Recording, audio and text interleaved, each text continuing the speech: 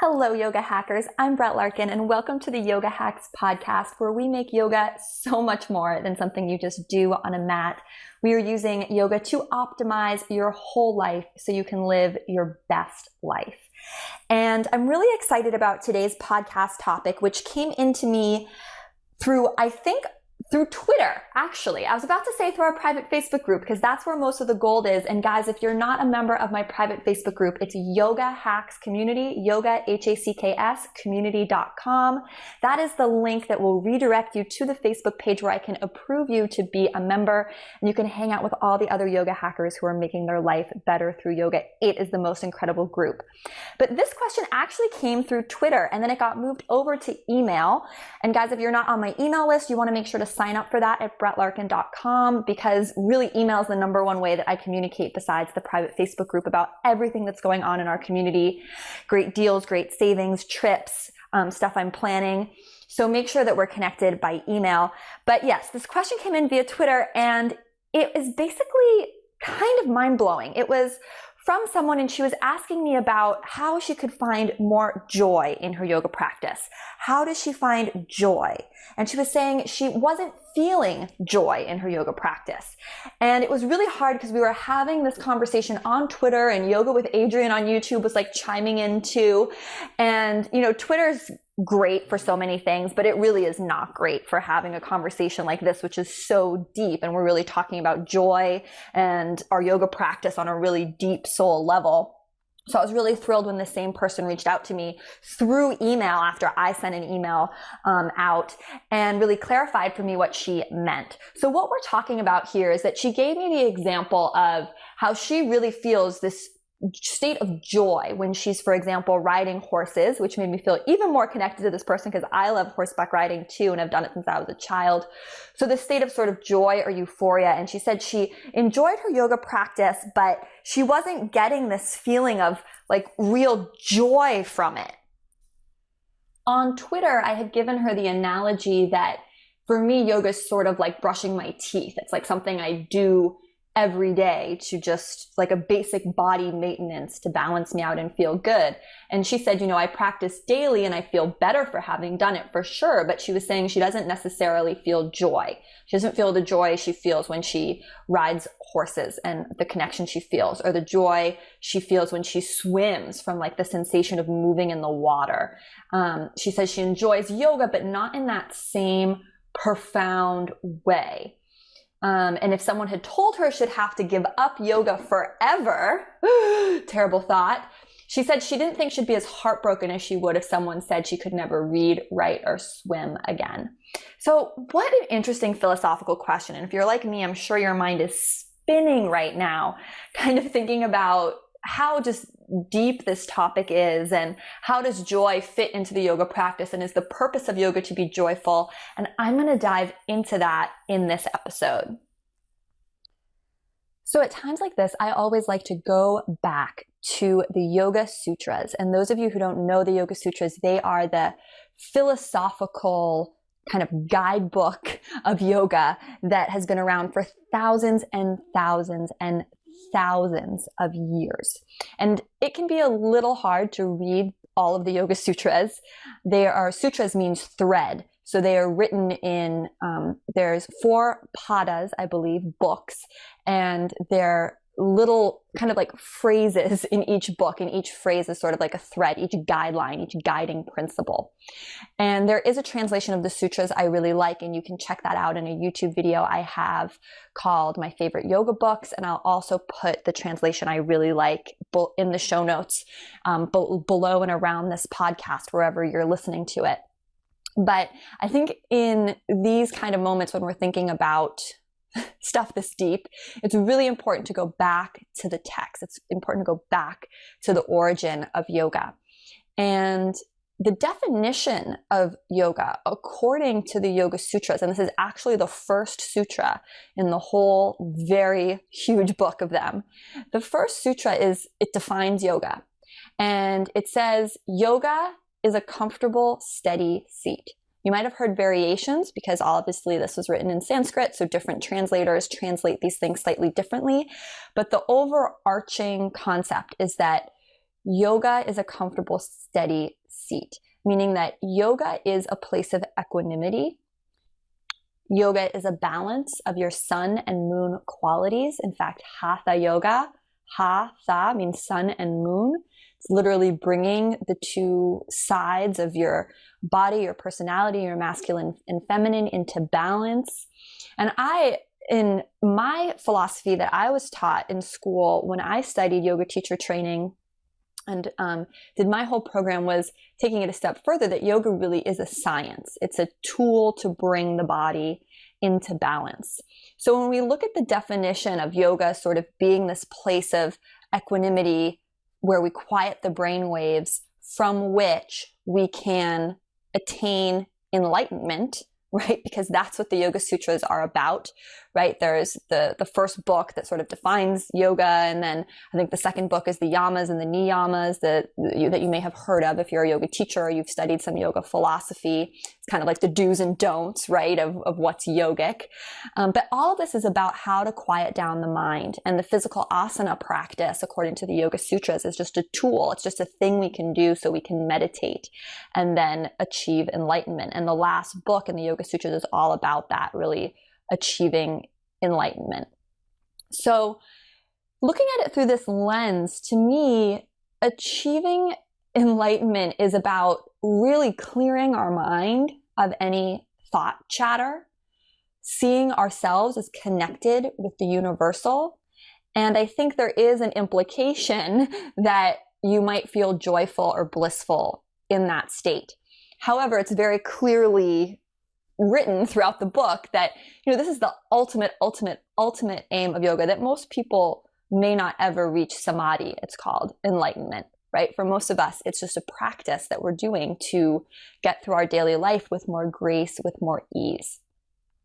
Taking this viewpoint, to me, the end goal of yoga is not really about feeling joy. I mean, even if you see it as feeling enlightened, to me, that enlightenment that the Yoga Sutras is talking about is really more this sensation of feeling at one with the universe, feeling like almost detached from the physical body, the thoughts, the vritti, the mind chatter that exists, and about really connecting to universal consciousness and source in a way that you sort of transcend almost the physical plane and where you are right now.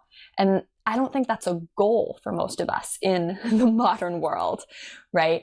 There's so many other ways that we can feel joy, whether it's swimming or running, or for some of us doing yoga. But I think what the sutras help clarify when we go back to those definitions is that, like, the point of yoga isn't to feel joy or to feel really good in your body.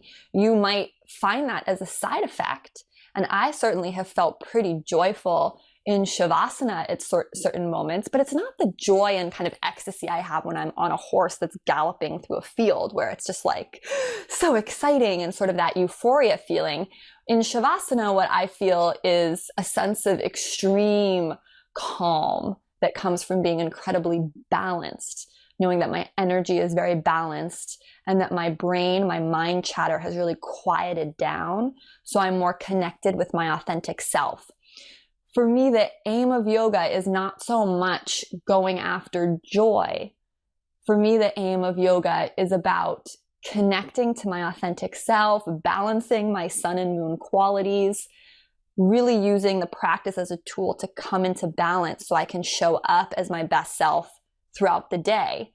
And that means when I'm showing up as my best self throughout the day, I'm probably way more predispositioned to feel joy, right? I notice the mornings that I do my yoga practice, I might be more keen than on a morning that I maybe skipped it or rushed through it, to sort of like sit in the sunshine with my tea and croissants. Don't eat croissants, guys, but and like soak up the sunshine. And I'm just a little more present.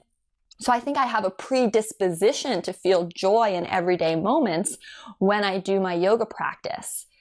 That doesn't mean that my yoga practice is necessarily something that I do to feel joy, or that really should even be the aim. And that's why I really do want to stick with the first analogy I gave about yoga sort of like brushing your teeth or something that you just do every day to take care of yourself. Because I think when you do it, just like if you brush your teeth, you're probably not going to have cavities and have all your teeth rot out. You also probably are just going to feel better, right? Don't you feel cleaner and happier after you brush your teeth?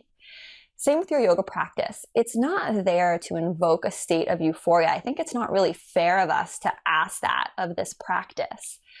I think it's really about setting us up so that we can have the best day possible, connected to our authentic self, and that when we're in that place, joy pops up more often. Joy is there and available for us more often because we're centered, we're grounded, we're not listening to all the crazy mind chatter thoughts in our head, and we're just more able to appreciate the present moment. So I very much agree with the person who wrote in about all of this, and I want to really thank her for thinking about this so deeply and bringing it up to the community, because I think this is a really interesting topic, especially for some of those of you who might be feeling frustrated. Like my practice isn't giving me like the same high or amazing feeling I feel after running. Or, my practice doesn't feel as good as when I take like a swim or take a warm bath or, something like that. And I would just encourage you to realize like that's not really the point, right? The practice is a tool set for us, just like your toothbrush and all these other things you have in your life. It is really benefiting you probably far way more than you realize by kind of being able to connect with yourself that way. And I do think there are moments of joy to be found in the yoga practice. Like, have you ever been in a pose that just like feels super good, or you like land in Shavasana certain days and you just feel amazing? Like I remember when I used to do Bikram hot yoga. I'm not a fan of Bikram hot yoga anymore, but I still go occasionally just to feel that incredible high you feel in Shavasana after Bikram yoga, because it is way more intense and way more amazing than just sort of regular non-heated yoga. And the class is so hard too that you're really just kind of in that joyful state. And I think a lot of this also has to do with just how connected are you to your body, because for some of us, if we're still especially new in the practice, connecting with our body might not feel, and by connecting with your body, I mean like feeling the physical stretches might feel like not that fun. But I know for someone like me, or maybe if you've been practicing a long time, just getting in your body physically like that by moving through asanas feels amazing. And there is an element of joy in that, and just like moving and stretching the muscles, and that's really rewarding. Now, could you get that same thing through Pilates? I don't know. I think there's something really special about yoga and linking breath and movement in the way that yoga does. But I do agree that it's not the joy, right, that you feel when you do some of these other activities that this woman mentioned, riding horses or whatnot. But again, I don't think that's the point of yoga. Like, the point of yoga isn't to feel joyful. The point of yoga is to bring us into balance and help us really connect with our authentic self, so we can feel more joy and trigger more joy in others, right? Through having a really centered, balanced body and mind. So I would love to hear your guys' opinions on this topic. So leave a comment below this podcast, or if you're listening to it on SoundCloud or iTunes or somewhere, jump on over to the private Facebook group. Once again, it's Yoga Hacks Community, yoga, HACKS community.com. And let me know, like, do you think you feel joy through your yoga practice? Or do you think, like me, yoga is more like a tool that sort of just benefits your whole life, sort of more like a body maintenance thing, and you're not really asking it to like make you feel joyful? It's more just like part of how you take care of yourself, body, mind, and spirit. Whatever your opinions are, I'd really like to make this a group discussion, open it up to the group, because I think there's just a lot of interesting gold nuggets in here for A, helping us stay motivated to do our practice, but B, maybe noticing on maybe a more subtle level, like how yoga may be benefiting you in ways you don't realize. For example, in the case of like getting out to go ride horses, if I'm super heads down in my work and not doing my yoga practice, like it would never occur to me to take a walk outside. But if I do my yoga practice, I suddenly feel like, hey, I need some balance. I need to stretch. I feel like in a more centered place. I want to get out in nature. And then I go for a walk or I go horseback riding and I feel immense joy, which wouldn't have happened without me doing my practice first. So it's sort of it's like a secondhand benefit. And do you guys agree with that or not? I would love to hear from you in the Facebook group or the comments below. Thank you, as always, so much for listening. If you enjoy these podcasts and YouTube videos, the biggest thing you can do to support me and my channel is to head over to my website, BrettLarkin.com. Make sure you're subscribed to my emails and check out a lot of the great offerings I have on my site, from downloadable classes to special courses for beginners and teachers, my Always Be Stretching course in which I ship you my 5 favorite yoga props. And think about investing in any of these things, honestly, as just a way to get more connected with yourself, your body, and to really help and support free yoga online. I'm wishing you guys the most amazing day and so much love, as always, from my heart to yours. Namaste.